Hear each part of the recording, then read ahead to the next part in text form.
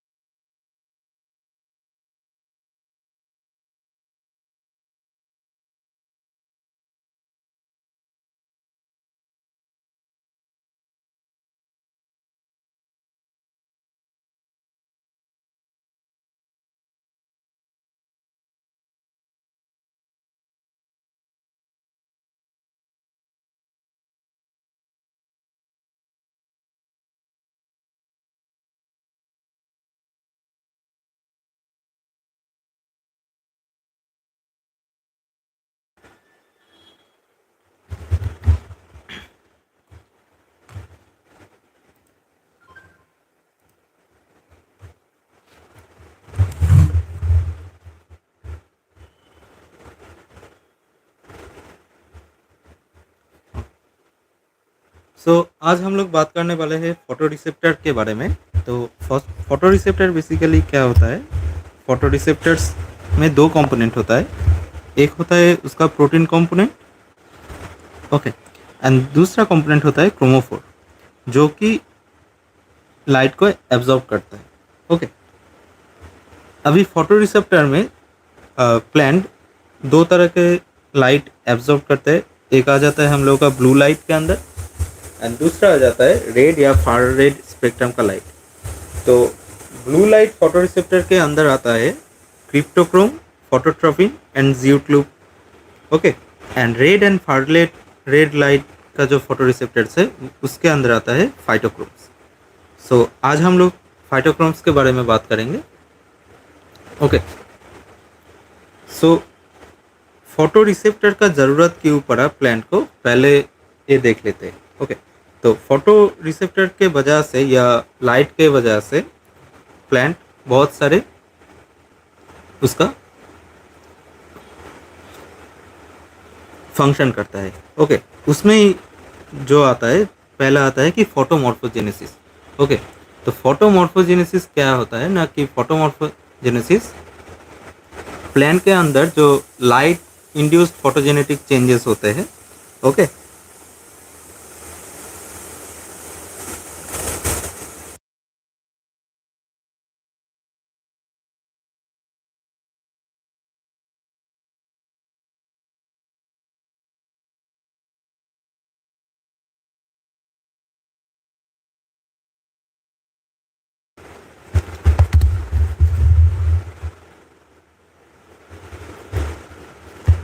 Plant के अंदर जो लाइट इंड्यूस्ड फेनोटाइपिक चेंजेस होते हैं उसको हम फोटोमॉर्फोजेनेसिस कहते हैं। ओके, तो क्या होता है photomorphogenesis? Light induced phenotypic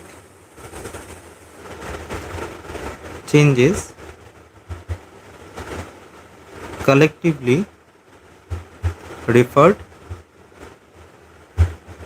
as photomorphogenesis. Okay, second हम लोगों का आ जाता है phototropism.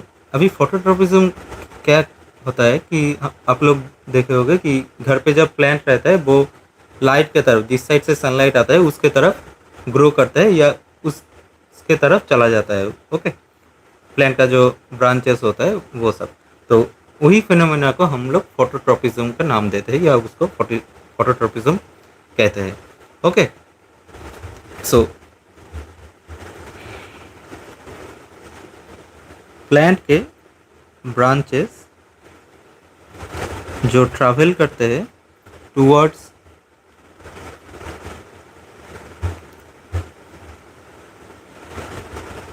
The light direction, this phenomena called phototropism।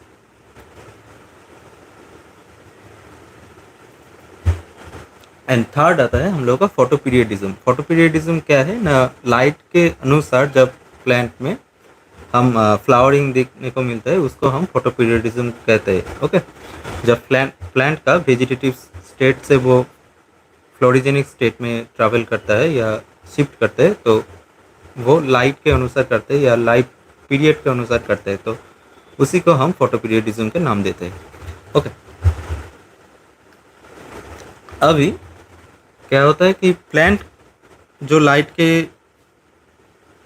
Against में रिस्पॉन्स करता है उसका रिस्पॉन्स दो तरह से होता है। ओके, अगर लाइट के प्रेजेंट में प्लांट ग्रो करेगा तो उसको हम कहते हैं कि डी इट्यूलेटेड ग्रोथ। ओके, और हम लोग क्या करते हैं, फोटोमॉर्फोजेनेसिस।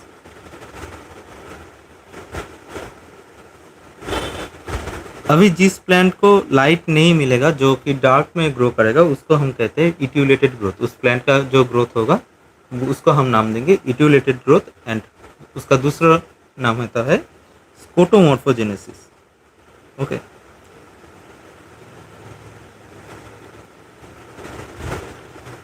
अभी इन दोनों प्लांट का जो फेनोटाइप होगा उसमें बहुत सारे चेंजेस देखने को, या इसका जो अपीयरेंस होगा उसमें बहुत सारे चेंजेस मिलेगा। ओके, तो चेंजेस क्या क्या होता है कि पहले डार्क का दिखते हैं, जो प्लांट डार्क में ग्रो किया है या जिसको हम स्कोटोमॉर्फोजेनेसिस के नाम दे रहे हैं। तो डार्क एनवायरनमेंट में जो प्लांट ग्रो करेगा उसका क्या होगा, उसमें लैक ऑफ क्लोरोफिल मिलेगा। ओके, तो जिसके कारण प्लांट का जो बॉडी होगा या प्लांट का जो लीफ होगा वो पेल येलो कलरेशन में मिलेगा। नॉर्मली प्लांट का लीफ का कलरेशन क्या होता है, ग्रीन, क्योंकि लेकिन डार्क में जो प्लांट ग्रो करेगा उसको उसका जो कलरेशन होगा वो थोड़ा सा पेल कलरेशन में आएगा। ओके, उसका जो में एपिकल हुक फॉर्मेशन होगा। एपिकल हुक फॉर्मेशन क्या होता है ना कि प्लांट ऐसे सीधा उठ के उसका जो हेड है वो थोड़ा सा हुक के तरह मुड़ जाता है। ओके, तो उसी को हम नाम देते हैं एपिकल हुक। उसका हाइपोकॉटाइल इलोंगेशन देखा जाएगा। हाइपोकॉटाइल इलोंगेशन मतलब कि स्टेम का जो इलोंगेशन देखा जाएगा। ओके, मतलब क्या होगा कि अगर नॉर्मली प्लांट का लेंथ लेट्स से 6 सेंटीमीटर हुआ है, ओके, लेकिन वही प्लांट अगर डार्क में ग्रो करेगा तो उसका क्या होगा ना, उसका स्टेम का लेंथ देखा जाएगा कि 8 सेंटीमीटर हो गया है। ओके, तो ये जो एक्स्ट्रा 2 सेंटीमीटर का ग्रोथ मिला है वो डार्क कंडीशन के वजह से मिला है, तो उसी को हम नाम देते हैं कि हाइपोकॉटाइल इलोंगेशन। इसमें रूट जो मिलेगा वो रूट शॉर्ट होगा, क्लोरोसिस देखा जाएगा, एंड लॉन्ग इंटरनोड्स देखा जाएगा। ओके, अभी लॉन्ग इंटरनोड्स भी हाइपोकॉटाइल इलोंगेशन के द्वारा ही एक रिजल्ट है। हाइपोकॉटाइल इलोंगेशन का ही एक रिजल्ट है हम लोगों का लॉन्ग इंटरनोड्स। ये कैसे होता है, लेट से कि ये जो नेचुरली या लाइट में ग्रो किया हुआ प्लांट है उसका से लेंथ 6 सेंटीमीटर है, तो अभी लेट से इसमें 3 इंटरनोड्स है। ओके, अभी वही प्लांट अगर डार्क में ग्रो करेगा तो क्या होगा ना, उसका स्टेम का लेंथ बढ़ जाएगा। तो जब स्टेम का लेंथ बढ़ जाएगा तब क्या होगा ना, इस दोनों इंटरनोड का डिस्टेंस भी बढ़ जाएगा। ओके, तो अभी इंटरनोड्स ऐसे दिखने लगेगा। तो नोड्स के बीच का जो डिस्टेंस है वो भी बढ़ गया स्टेम इलोंगेशन के वजह से। तो उसी के वजह से क्रिएट होता है लॉन्ग इंटर नोड्स। ओके, जिसमें कि फ्यूअर या स्मॉल लीव्स देखा जाएगा। सेल वॉल जो होगा वो वीकन होगा एंड वीक सेल वॉल होगा, एंड जो कॉटिलेडन होगा वो क्लोज रहेगा। ओके, अभी नेचुरली जो लाइट के प्रेजेंस में ग्रो करेगा उसको हम फोटोमॉर्फोजेनेसिस, उसका जो अपीयरेंस होगा उसको फोटोमॉर्फोजेनेसिस कहेंगे, एंड उसका ग्रोथ को डीएटिवलेटेड ग्रोथ कहेंगे। ओके, इसमें क्या होगा, इसमें जो फोटोमॉर्फोजेनेसिस में जो दिखा गया था उसका ठीक ऑपोजिट होगा। इसमें एपिकल हुक का ओपनिंग होगा। ओके, ऐसे कोई हुक फॉर्मेशन नहीं होगा। हाइपोकोटाइल लेंथनिंग, जो प्लांट का जो अननेसेसरी जो स्टेम का इलोंगेशन हो रहा था उसका इनहिबिशन होगा। रूट प्रॉपरली ग्रो करेगा। ओके, क्लोरोप्लास्ट डेवलपमेंट भी सही से होगा।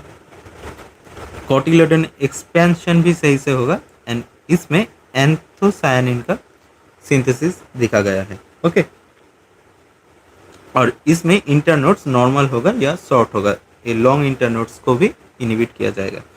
ठीक है, अभी डीइट्यूलेशन का मतलब क्या है। डीइट्यूलेशन बेसिकली क्या होता है, transition of a seedlings from below ground growth to above ground growth. Okay, तो सीडलिंग पहले क्या होता है ना कि पहले जब हम एक बीज को रोपण करते हैं तो बीज में से पहले इधर पे प्लांट का ग्रो होना चालू होता है। अभी एक ग्रोथ क्या हो रहा है ना, डार्क एरिया में हो रहा है, ये मिट्टी के नीचे हो रहा है ग्रोथ, तो ये डार्क एरिया में हो रहा है।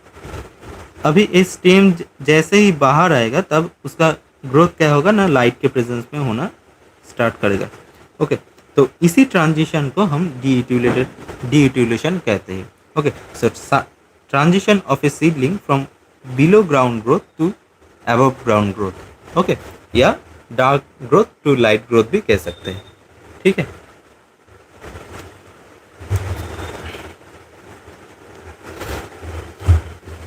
अभी हम लोग आज फाइटोक्रोम देखते हैं। तो फाइटोक्रोम बेसिकली क्या है, इसका स्ट्रक्चर एक डायमर की तरह रहता है जिसका साइज होता है करीब करीब 250 kilo dalton. Okay,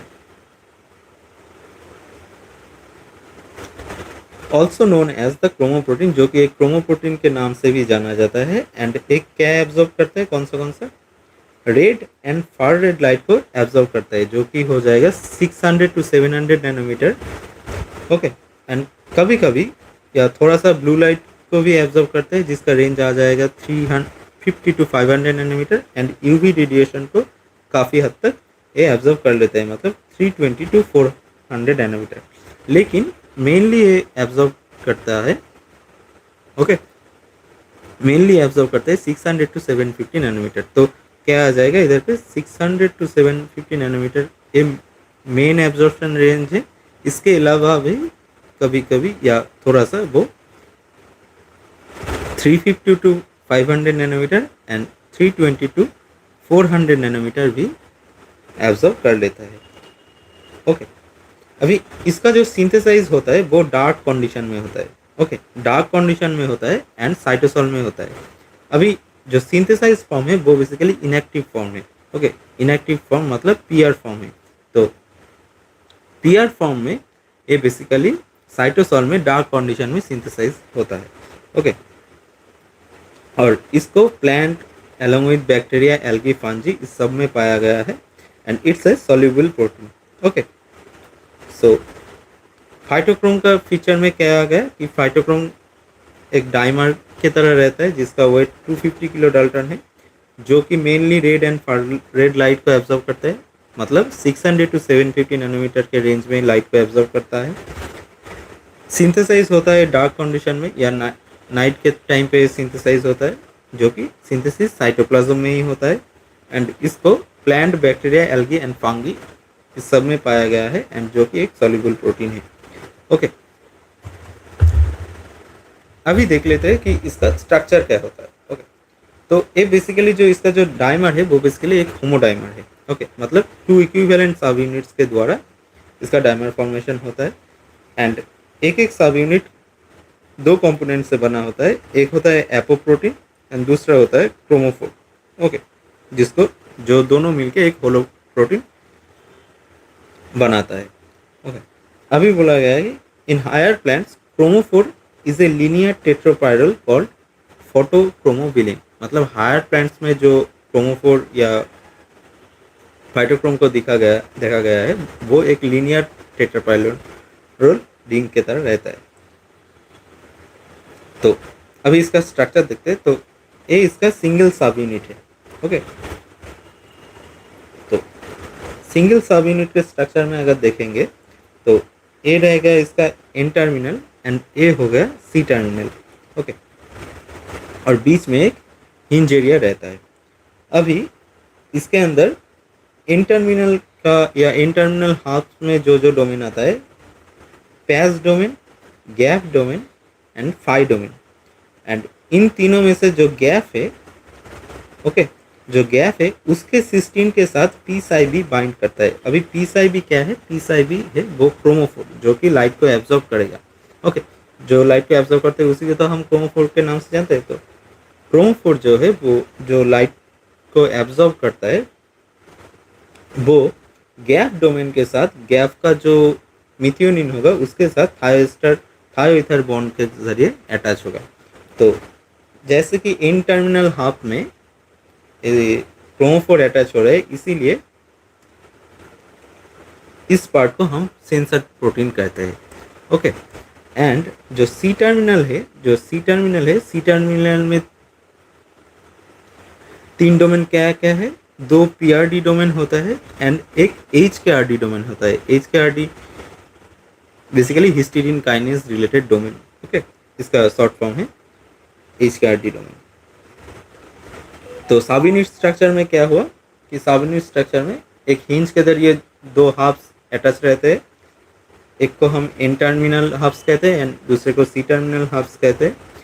N terminal halves में भी तीन डोमेन है, सी टर्मिनल हाफ्स में भी तीन डोमेन ही है, लेकिन जो क्रोमोफोर है वो एन टर्मिनल हाफ्स में गैप डोमेन के साथ अटैच रहता है। ओके, एंड ए इसका दो कॉपी मिलके एक फाइटोक्रोम, कंप्लीट फाइटोक्रोम सिंथेसिस या करता है। ठीक है, अभी ये तो चला गया एक प्लांट का स्ट्रक्चर है। ओके, प्लांट फाइटोक्रोम का स्ट्रक्चर ये है, लेकिन साइनोबैक्टीरियल एंड बैक्टीरियल जो फाइटोक्रोम होता है उसका स्ट्रक्चर थोड़ा सा डिफरेंट होता है। तो उसका स्ट्रक्चर भी देख लेते हैं। साइनोबैक्टीरियल में क्या होता है कि इसका एन टर्मिनल हाफ तो सेम रहता है प्लांट के साथ, लेकिन जो सी टर्मिनल हाफ है वो सी टर्मिनल में सिर्फ एक ही डोमेन रहता है जो कि हिस्टीडीन काइनेज डोमेन है। ओके, एंड जो बैक्टीरियल है, बैक्टीरियल जो डोमेन है उसमें क्या होता है, उसका जो क्रोमोफोर है वो बीबी एलिमेंट है एंड वो गैप के साथ अटैच नहीं रहता है, वो अटैच रहता है इन टर्मिनल का जो सिस्टीन है उससे अटैच होता है। ओके, सो यही कुछ डिफरेंस है plant, cyanobacterial and bacterial phytochrome में।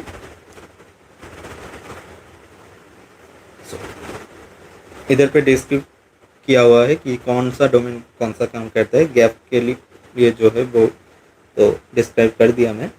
अभी फाई डोमेन क्या करता है? फाई डोमेन स्टेबिलाइज करता है फाइटोक्रोम को in the PFR form. Okay, अभी ये पीआर और पीएफआर फॉर्म क्या होता है, लेट्स सी। पहले क्या बोला कि पीआर फॉर्म में ये सिंथेसाइज होता है और ये क्या होता है ना कि इनएक्टिव फॉर्म है। ओके, अभी ये जब रेड लाइट को एब्जॉर्ब करेगा तब ये क्या होगा ना पीएफआर फॉर्म में कन्वर्ट होगा। अभी ये पीएफआर फॉर्म इसका एक्टिव फॉर्म है। ओके, तो एक्टिव फॉर्म को स्टेबलाइज करने के लिए जो डोमेन काम करता है उसका नाम है फाई डोमेन। ठीक है, अभी ये जो एक्टिव डोमेन है वो क्या करता है ना, वो फिर से फार रेट को एब्जॉर्ब करता है एंड फार रेट को एब्जॉर्ब करके वो पीआर फॉर्म में कन्वर्ट होता है, मतलब इनएक्टिव फॉर्म में कन्वर्ट होता है। तो ये जो दोनों प्रोसेस है, इन दोनों प्रोसेस एक साथ चलते रहता है एंड जो रिवर्सल है इसको हम डार्क रिवर्सन कहते हैं क्योंकि ये डार्क में होता है। ओके,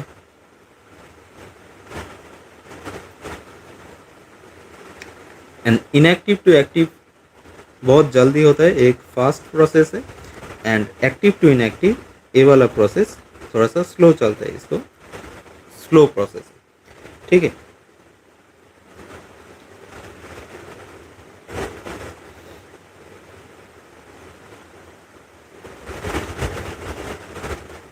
अभी सी टर्मिनल हार्प में क्या देख रहे थे कि दो डोमेन था, एक था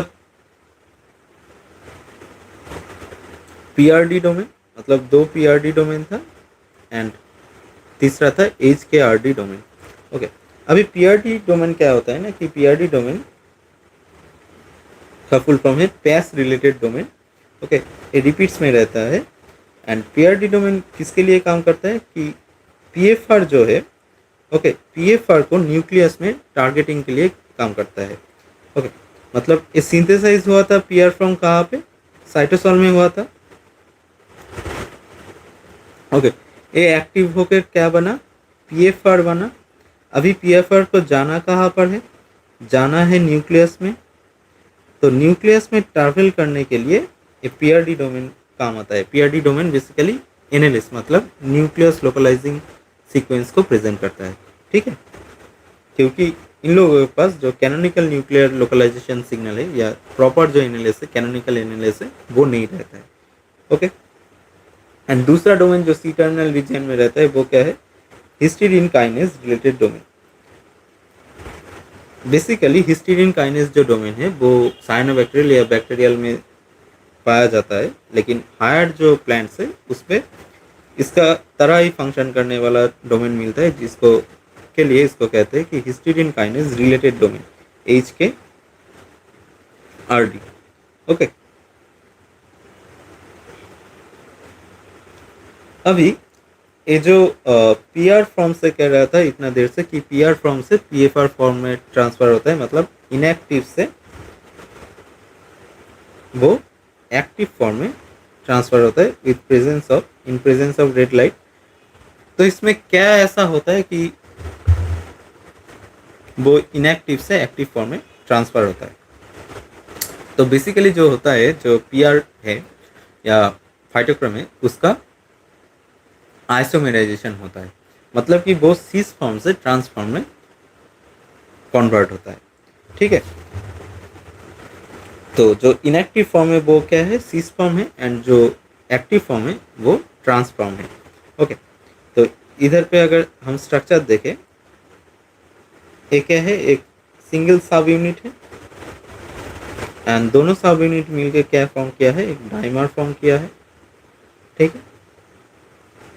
तो ये बेसिकली क्या हो गया, ये पीआर का स्ट्रक्चर हो गया, मतलब सी स्ट्रक्चर हो गया। ओके, अभी इसको जब रेड लाइट प्रेजेंस में आया या रेड लाइट जब एब्जॉर्ब किया तब क्या हुआ, अब देखोगे कि इसका जो स्ट्रक्चर है ना, इसका स्ट्रक्चर या ओरिएंटेशन चेंज हो गया।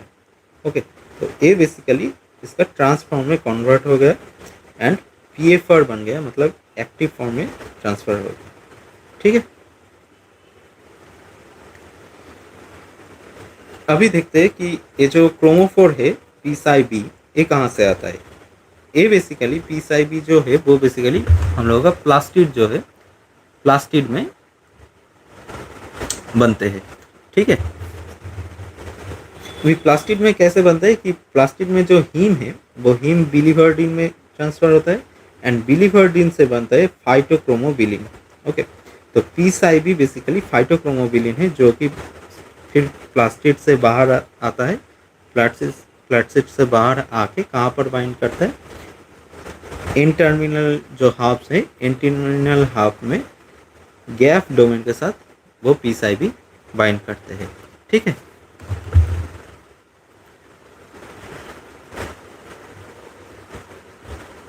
ओके,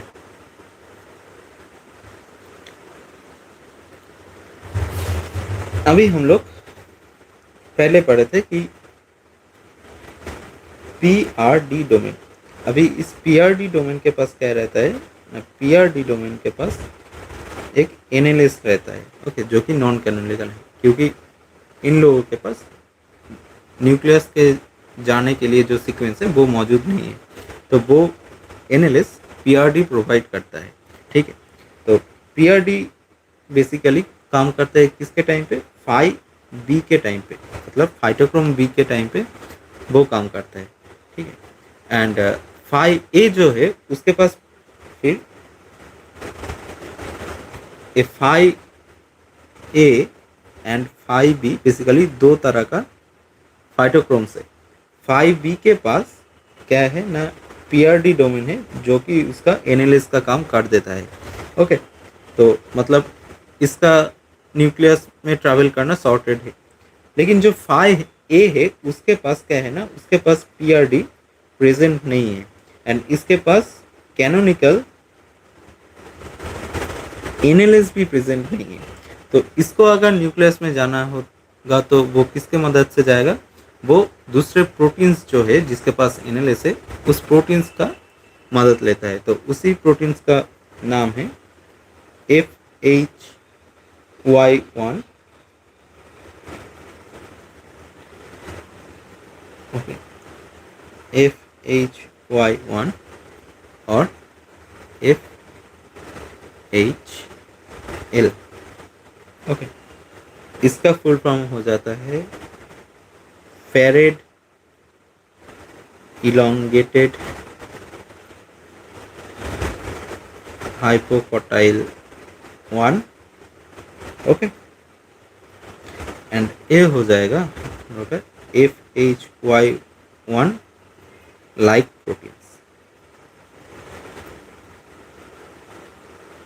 ठीक है। तो 5B को कौन ट्रेवल करवाता है न्यूक्लियस पे, पीआरडी के मदद से वो न्यूक्लियस पे ट्रेवल करता है। एंड 5A ट्रेवल करता है FHY1 एंड FHL के प्रोटीन के मदद से, ओके।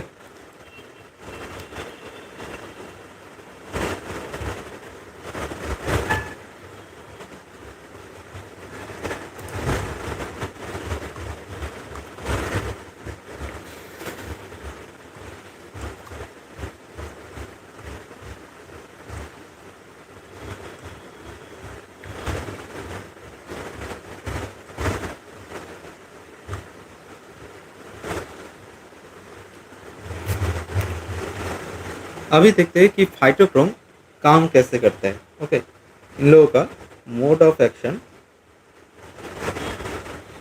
क्या होता है।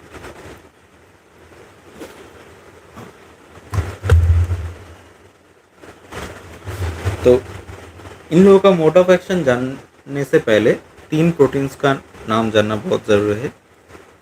पहला है PIF, ओके। इसका फुल फॉर्म है फाइटोक्रोम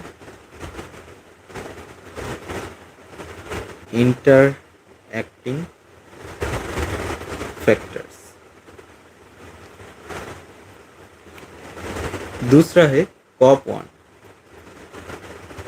कॉन्स्टिट्यूटिव फोटोमॉर्फोजेनिक 1 एंड तीसरा है SPA, ओके। और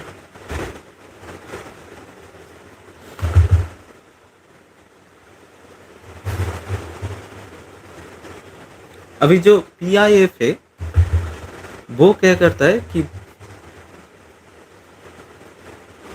जो PIF से वो प्रोमोट करता है इट्यूलेटेड ग्रोथ को, मतलब डार्क में जो ग्रोथ होता है उसको वो प्रमोट करता है। मतलब क्या होगा, इस फोटोमॉर्फोजेनेसिस को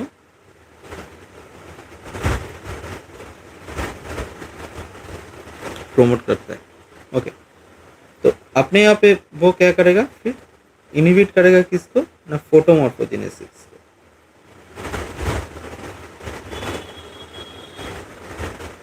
मतलब क्या हुआ, PIF किसका एगेंस्ट में है, PIF फाइटोक्रोम्स के एगेंस्ट में काम करता है, ओके।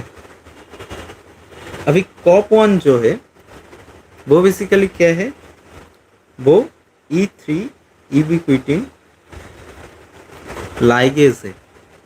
ओके, तो वो क्या करेगा ना, कॉपॉन क्या करेगा, जो कि टारगेटेड प्रोटीन है, वो उस टारगेटेड प्रोटीन को वो 60S प्रोटियोसोमल मीडिएटेड डिग्रेडेशन में डाल देगा। ओके, तो क्या करेगा, facilitate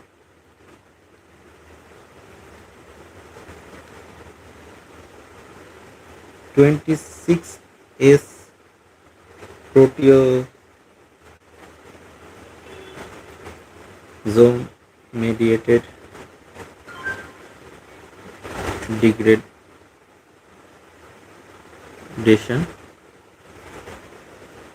of target proteins and SPA1 जो है वो क्या करेगा ना, वो COP1 के साथ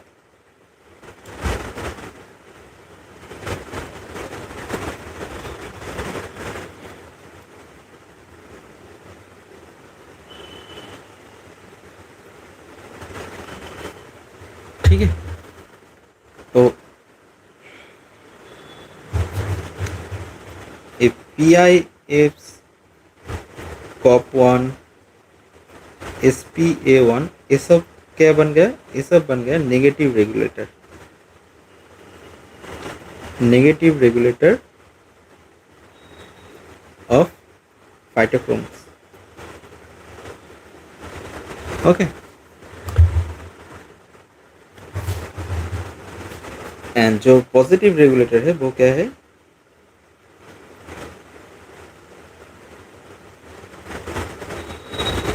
पॉजिटिव रेगुलेटर का नाम है HY5। ओके, ठीक है, जो कि एक बेसिकली ट्रांसक्रिप्शन फैक्टर ही है एंड एक बेसिक ल्यूसिन जीपर TF है, ट्रांसक्रिप्शन फैक्टर है। ओके, तो इसको शॉर्ट में हम कहते हैं BZ। ठीक है,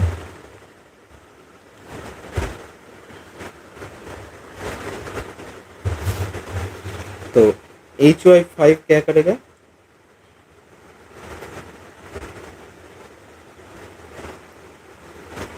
HY5 फोटोमॉर्फोजेनेसिस को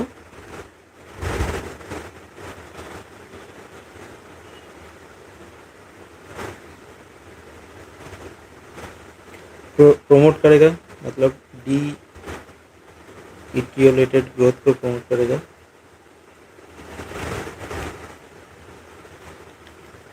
ओके, एंड ये जो HY5 है, लाइट के प्रेजेंस में इसका कॉन्सेंट्रेशन इंक्रीज करता है एंड डार्क में इसका कॉन्सेंट्रेशन जो है डिक्रीज करता है। ओके, मतलब सिंथेसिस इंक्रीज या डिक्रीज करता है। ठीक है,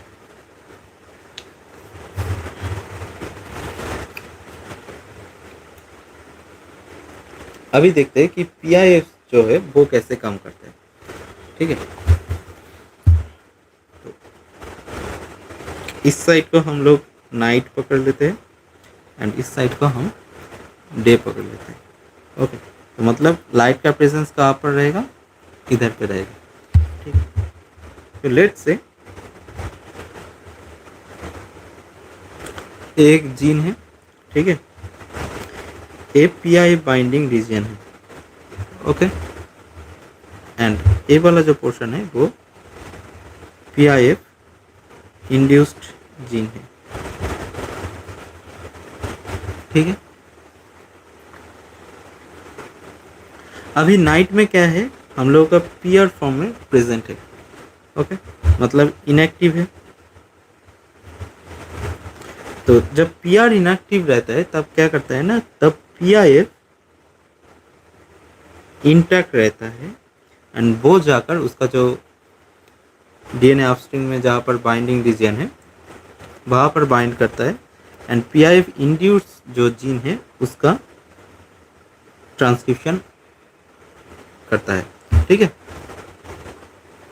तो ट्रांसक्रिप्शन जब करेगा तो अभी पीआईएफ इंड्यूस जो जीन है वो क्या करता है, वो कोटोमॉर्फोजेनेसिस का जीन है।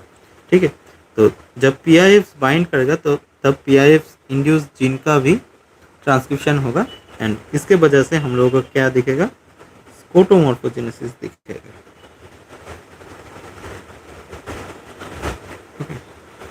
अभी क्या हुआ, नाइट से डे में आए जब, तब क्या हुआ, लाइट का प्रेजेंस हुआ, एंड पीआर जो है वो किस में कन्वर्ट हुआ, पीएफआर।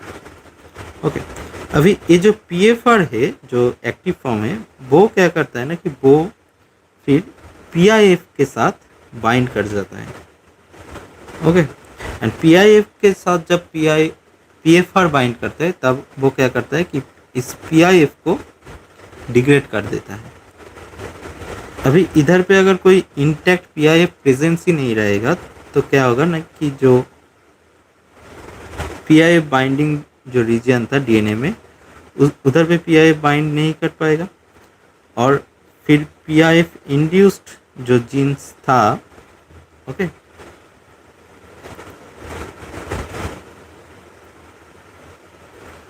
उसका ट्रांसक्रिप्शन भी नहीं हो पाएगा।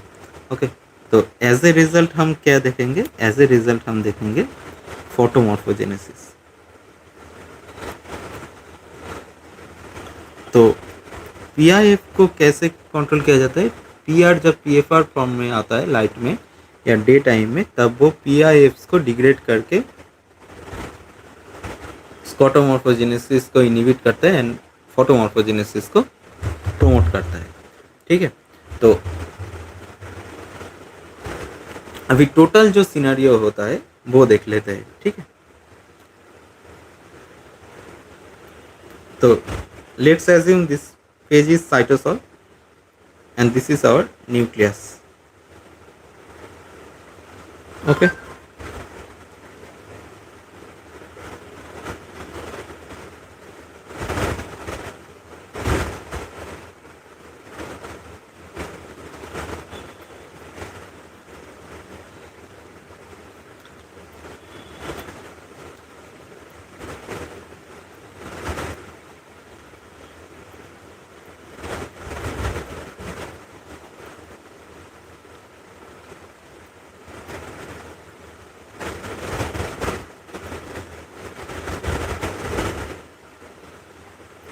एंड इसमें ही हम क्या करते हैं, दोनों कंडीशन में डिवाइड कर देते हैं। ओके,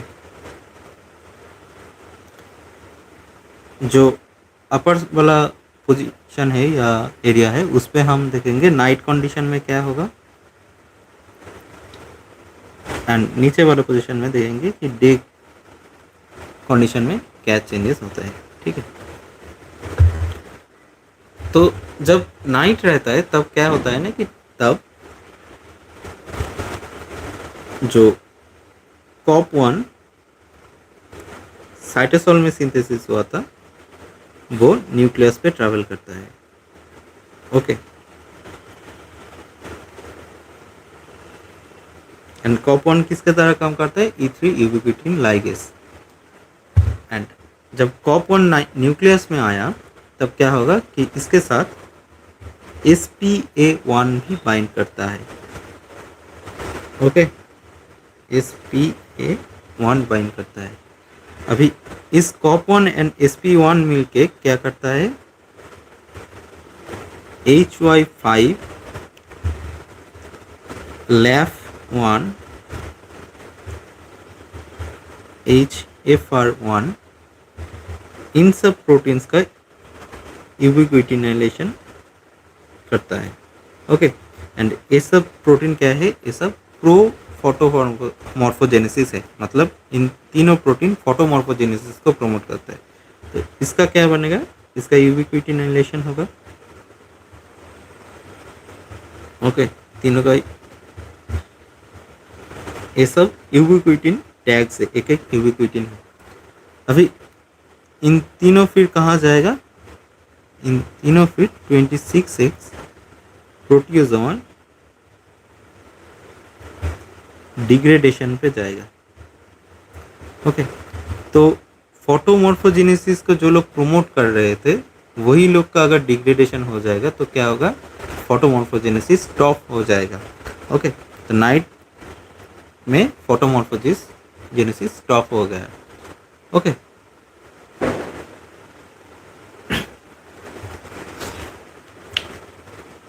अभी जब हम लोग नाइट से डे में शिफ्ट करेंगे तब क्या होगा, जब नाइट से हम डे में शिफ्ट करते हैं तब कॉप1 जो है वो क्या होता है, spa1 से अलग हो जाता है एंड वो न्यूक्लियस से बाहर चला जाता है। ओके, एंड उसी टाइम में वो क्या करता है, उसी टाइम में वो फाई ए जो है, ओके, तो लेट से डे टाइम में देखते हैं कि डे टाइम में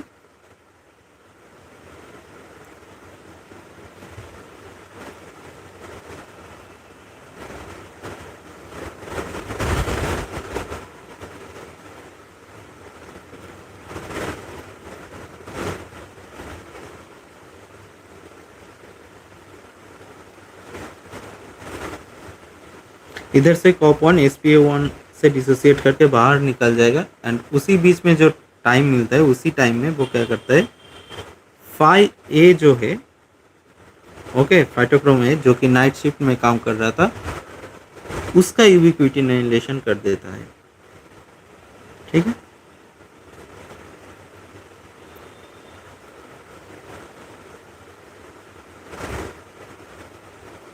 इसका यूबिक्विटिनाइलेशन हो जाता है।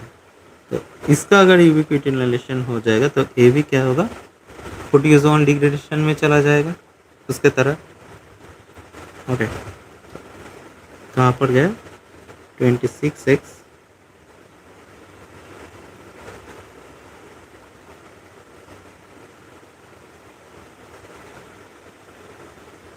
ओके, एंड इधर पे जब कॉप1 एंड spa1 डिसोसिएट हो गया एंड कॉप1 जब न्यूक्लियस से साइटोसोल में चला गया तब क्या हो जाएगा, जो प्रोफोटोमॉर्फोजेनेसिस प्रोटीन्स था या ट्रांसक्रिप्शन फैक्टर था जैसे HY5 LAF1, अभी इन सब का यूबिक्विटिनाइलेशन करने के लिए कोई मौजूद ही नहीं है। ओके, तो ये लोग फिर क्या करेगा, ये लोग इन लोगों के जो डीएनए रहता है, ओके, जो जीन्स रहता है जिसको ये प्रमोट करते हैं,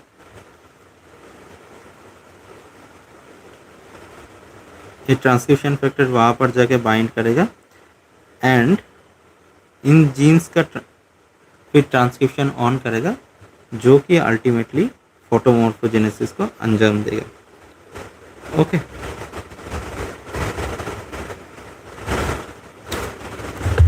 ठीक है,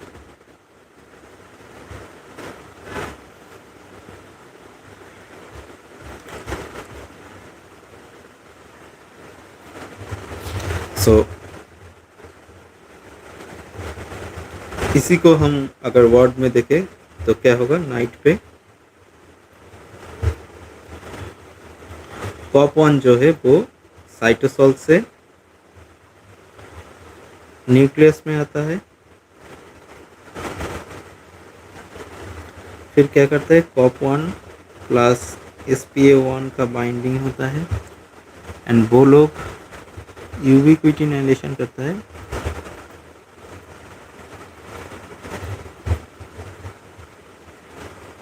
HY5 LAF1 HFR1 का,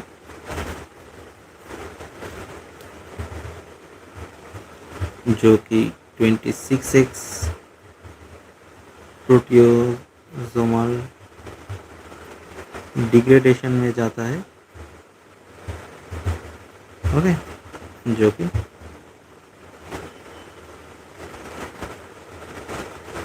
जिसके वजह से फोटोमॉर्फोजेनेसिस को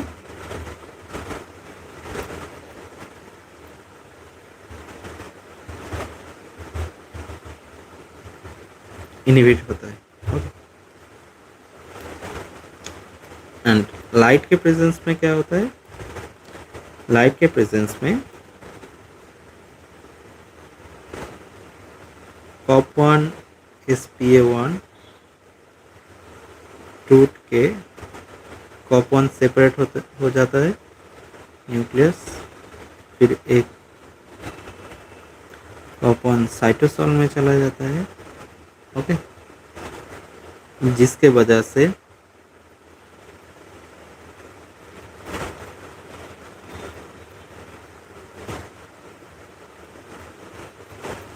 लोग फ्री रहते हैं। वो लोग फिर इसका जो रेस्पेक्टिव जीन्स है उसको ट्रांसक्राइब करते हैं एंड फोटोमॉर्फोजेनेसिस को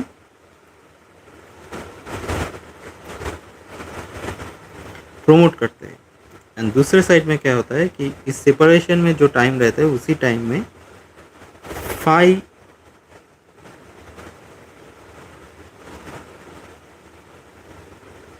ए का यूबिक्विटिनेशन होता है